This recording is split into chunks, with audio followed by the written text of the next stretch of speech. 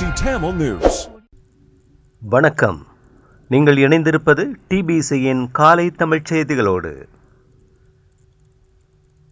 முதலில் ஜனாதிபதி தேர்தலே நடைபெறும் என்பதை உறுதியாக கூறுவதாக ஊடகத்துறை இராஜாங்க அமைச்சர் சாந்த பண்டார தெரிவித்துள்ளார்.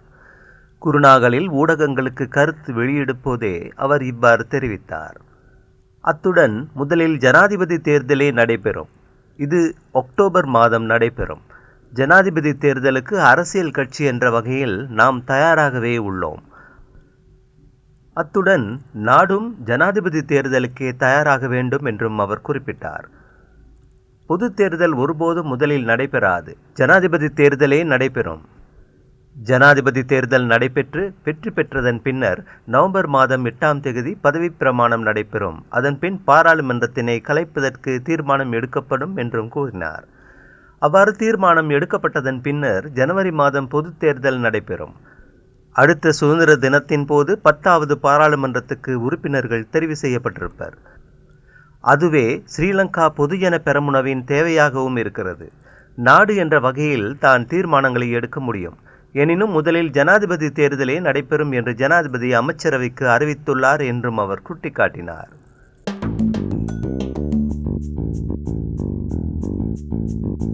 தனித்தனியாகவும் கூட்டணியாகவும் பேசிய பின்னரே இறுதி தீர்மானம் எடுக்க முடியும் என்று ஜனநாயக தேசிய கூட்டணியின் பங்காளி கட்சிகள் தெரிவித்ததை அடுத்து தமிழ் பொது வேட்பாளர் விடயத்தில் தீர்மானமின்றி கூட்டம் நிறைவுக்கு வந்துள்ளது.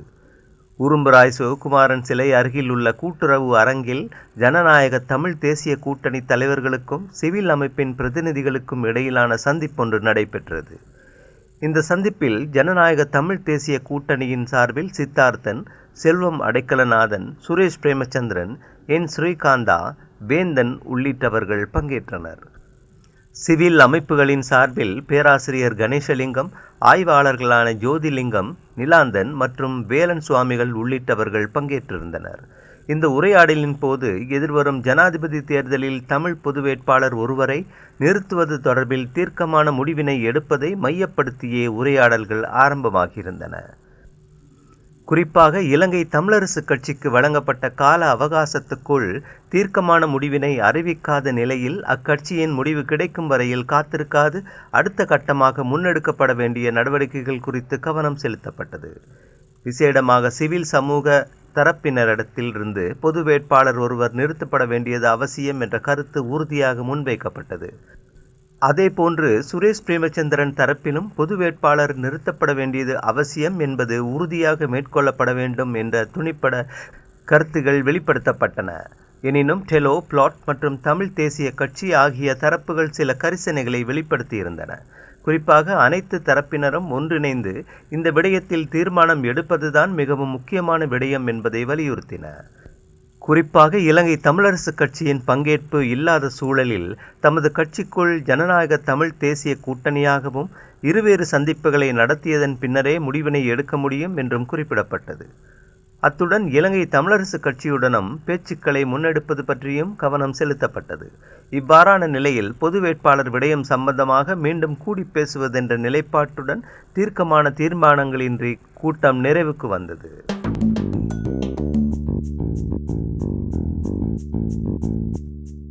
இந்தியாவில் கைது செய்யப்பட்ட 4 இலங்கையைச் சேர்ந்த ISIS பயங்கரவாதிகள் தற்கொலை தாக்குதல் நடத்துவதற்கு கூட தயாராக இருந்ததாக குஜராத் போலீஸ் மா அதிபர் தெரிவித்துள்ளார். இந்த 4 பயங்கரவாதிகளும் நீர்கொழும்பு மற்றும் கொழும்பு பகுதிகளில் வசிப்பவர்கள் என குஜராத் போலீஸ் மா அதிபர் மேலும் குறிப்பிட்டுள்ளார். இவர்களை குஜராத் தீவிரவாத தடுப்பு படையினர் மதியம் செய்தியாளர்கள் சந்திப்பில் முன்னிறுத்தியதுடன் இதில் பல தகவல்கள் வெளியாகின. இதன்படி கைது செய்யப்பட்ட 33 வயதான முகமது நுஸ்ரத் என்ற நபர் நீர்கொழும்பைச் சேர்ந்தவர் என அடையாளம் காணப்பட்டுள்ளார். கொழும்பைச் சேர்ந்த 27 வயதான முகமது நஃப்ரான், 43 வயதான முகமது ரஸ்டேன் மற்றும் 35 வயதான முகமது ஃபாரிஸ் ஆகியோர் கைது செய்யப்பட்ட ஏனைய பயங்கரவாதிகள் ஆவார்.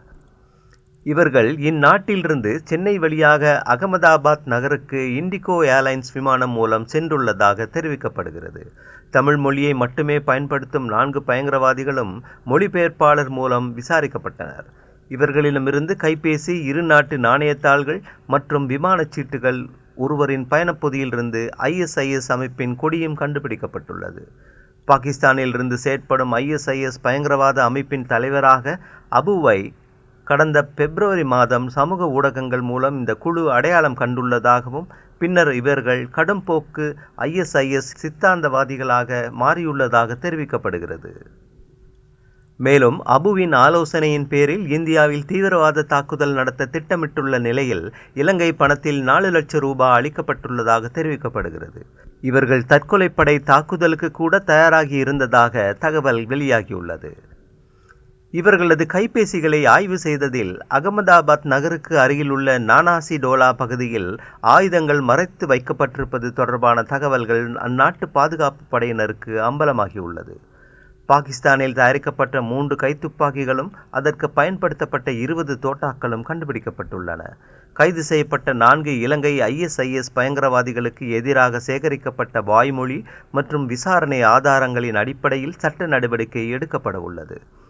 இதேவேளை கைது செய்யப்பட்ட 4 ISIS பயங்கரவாதிகளும் இதற்கு முன்னர் தேசிய தவ்ஹீத் ஜமாத் அமைப்பின் உறுப்பினர்களாக செயற்பட்டவர்கள் என இந்திய ஊடகங்கள் இன்று செய்தி வெளியிட்டுள்ளன.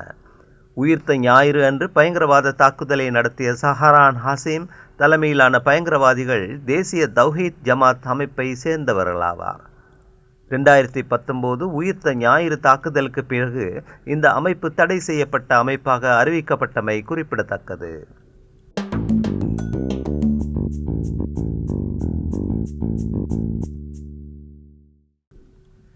இந்தியாவின் தேவைக்கு ஏற்பவே எரிசக்தி சட்டமூலத்தினை உருவாக்குவதற்கு முயற்சிப்பதாக மௌபிம ஜனதா கட்சியின் உறுப்பினர் அனுராத ஜம்லத் தெரிவித்தார். கொழும்பில் நடத்திய ஊடகவியலாளர் சந்திப்பின் போதே இவ்வாறு குறிப்பிட்ட அவர், நாட்டின் எரிசக்தியை தமக்கு ஏற்ற வகையில் பயன்படுத்துவதற்கு இந்தியா உட்பட வெளிநாட்டு சக்திகள் முயற்சிக்கின்றன. இதற்காக சரியான விலை மனு கோரல்கள் இல்லாமல் நடவடிக்கைகளை முன்னெடுக்கும் வகையில் சட்டங்களை இயற்றுவதற்கு நடவடிக்கைகள் முன்னெடுக்கப்பட்டுள்ளன என்றார். தற்போது சரியான விலை மனு கோரல்கள் இல்லாமல் இந்திய நிறுவனங்களுக்கு எரிசக்தி உற்பத்தியை கையளித்துள்ளனர். முறையற்ற கொடுக்கல் வாங்கல்களை முன்னெடுப்பதற்காகவே சட்ட மூலங்களை அவசரமாக கொண்டு வருகின்றனர் என்றும் அவர் கூறினார்.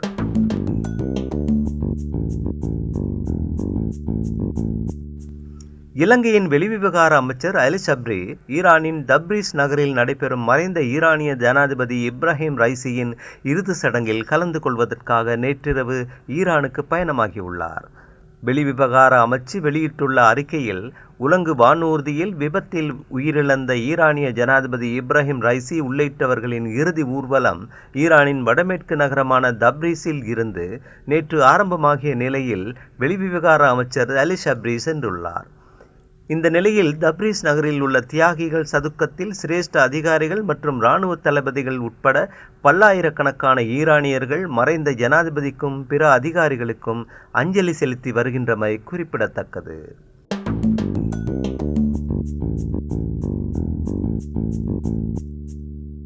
மேல் சப்ரகமுவ, வடமேல் மற்றும் மத்திய மாகாணங்கள், காலி, மாத்தறை மாவட்டங்களில் 100 மில்லிமீட்டர் வரையிலான பலத்த மழை பெய்யக்கூடும் என வளிமண்டலவியல் திணைக்களம் எதிர்வு கூறியுள்ளது.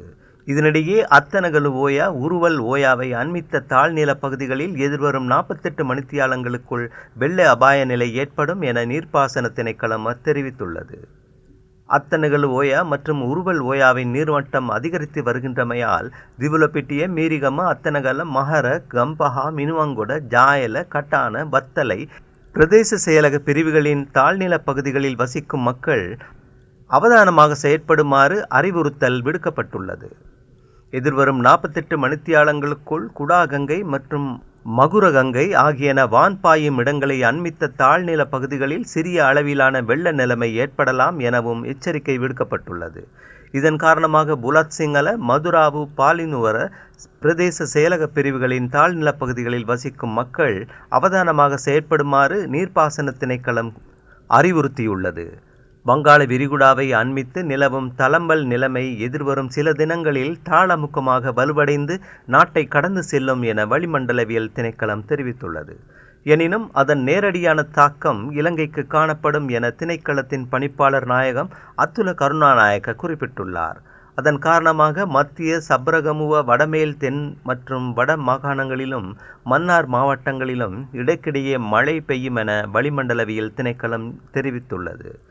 நிலவும் மழையுடனான வானிலை காரணமாக 8 மாவட்டங்களைச் சேர்ந்த 8,974 குடும்பங்களைச் சேர்ந்த 33,439 பேர் பாதிக்கப்பட்டுள்ளனர். அதிகூடிய பாதிப்பு புத்தளம் மாவட்டத்தில் பதிவாகியுள்ளதுடன் அங்கு 8,780 குடும்பங்களைச் சேர்ந்த 32,710 பேர் பாதிக்கப்பட்டுள்ளனர். நிலவும் சீரற்ற வானிலையினால் ஏற்பட்ட வெள்ளப்பெருக்கினால் பாதிக்கப்பட்ட 3 மீட்பதற்கு கடற்படையினர் நடவடிக்கை எடுத்திருந்தனர். இதனிடையே நிலவும் மழையுடனான வானிலை காரணமாக 8 மாவட்டங்களுக்கு மண் சரிவு அபாயம் எச்சரிக்கை விடுக்கப்பட்டுள்ளது. பதுளை, கொழும்பு, கம்பஹா, களுத்துறை, கண்டி, கேகாலை, காலி மற்றும் ரத்தினபுரி ஆகிய 8 மாவட்டங்களுக்கு இவ்வாறு மண் சரிவு அபாயம் எச்சரிக்கை விடுக்கப்பட்டுள்ளது. தென்கிழக்கு அரபுக்கடல், தென்மேற்கு வங்காள விரிகுடா கடற்பிராந்தியங்களுக்கு செல்வதை மீனவர்கள், கடல்சார் தொழில்களில் ஈடுபடுவோர் மறு அறிவித்தல் வரை அதனை தவிர்த்து செயற்பட வேண்டுமென வளிமண்டலவியல் திணைக்களம் அறிவித்துள்ளது. அந்த செய்தியோடு நிறைவுக்கு வருவது டிபிசியின் இன்றைய காலை செய்திகள். மீண்டும் மாலை செய்திகளுடன் சந்திப்போம். வணக்கம்.